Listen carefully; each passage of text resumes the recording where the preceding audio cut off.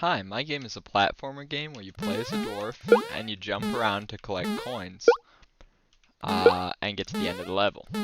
There are spikes to avoid. You just saw one previously. I passed by it though because you gotta avoid them. And stones to move around for puzzle solutions. There's one right here. The game has two end conditions. You can either win by collecting all 60 of the coins, or you can lose by losing all your max health. Uh, and one of the max health is subtracted each time that your character respawns when they lose all their current health. And I'll show you the code, and then if I have time I'll end the game so you can see the win screen. In my main.lua I have the initialization, and I spawn every single object. This was manually, it was extremely messy. And then I initialize all the sounds here, and then I have the contact function right here. In my player.lua, the most interesting method to me is the animation. So essentially, I select the state that I'm in. So if the player's not on the ground, then they're in the air. And if their velocity is 0, then they're idle. And if their velocity isn't 0, then they're moving. So it takes that, and then it selects a new frame using the state from that. It does that using the animate, which plays through this for loop up here, selects where it needs to be, and yeah. Another interesting part of the player.lua file is the jump function, so I'll go down to that.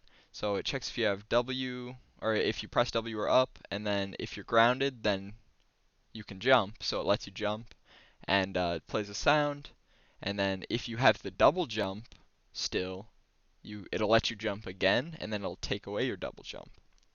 So yeah. The coin and the spike in my game are extremely similar. They just change different stats, so I'm just going to explain the coin. They both use a meta table, which allows you to change the behavior of the object. Essentially, I just draw all the coins right at the beginning, and then I constantly check if the coin needs to be removed right here. And if it needs to be removed, it gets removed right here. And then it increments the coin in the player file. And then the sound gets played. The spike function is the exact same, except for if you collide with it, it removes 1 health instead of adding 1 coin. And then the stone, I did not. The stones all get spawned in, and they're essentially actually the same as the coin and the spike, except for they don't need to be deleted, nor does the spike. So there's no removal function, and the stone uses a dynamic body, which allows it to be moved throughout the level. The camera works right here by pushing and popping in the main file, right here. Yeah, apply and clear. So it does it right there. It keeps pushing and popping. All the where the viewpoint is of the camera, and then it translates the camera every time that it pushes, so that on the next push it moves, and it uses your player's location to do that. The GUI is essentially just a bunch of images and text that is displayed at all times. So the health is displayed here. It just displays a heart for every current health that the player has. And the coin is the same thing, except for it increments a counter that sits next to the coin. So it ups the counter every time that you collect a coin. And then the display win and lose are right here. So if you collect 60 coins, which is the amount of coins in the entire game, then you win. And if you don't and you lose your max health, then you lose. So yeah. Once again, I will hop into the game while I explain why I deserve an A-level grade. I deserve an A-level grade because my game started nicely, as you saw. It has no hitches. It ends nicely, as I'll demonstrate shortly. It has scoring because it has health and the coins up here.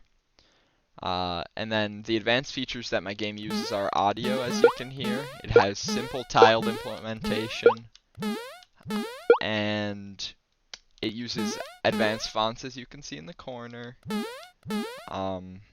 It uses the camera, as we went over. It moves with the player.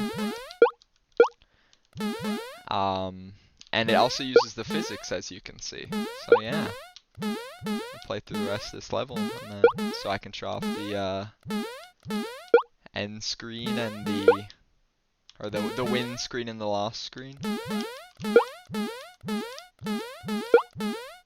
In my plan, I thought I was going to make multiple levels, but that turned out to be more challenging than I had anticipated, so I ended up just making one level that is very long, as you can tell. Oh man.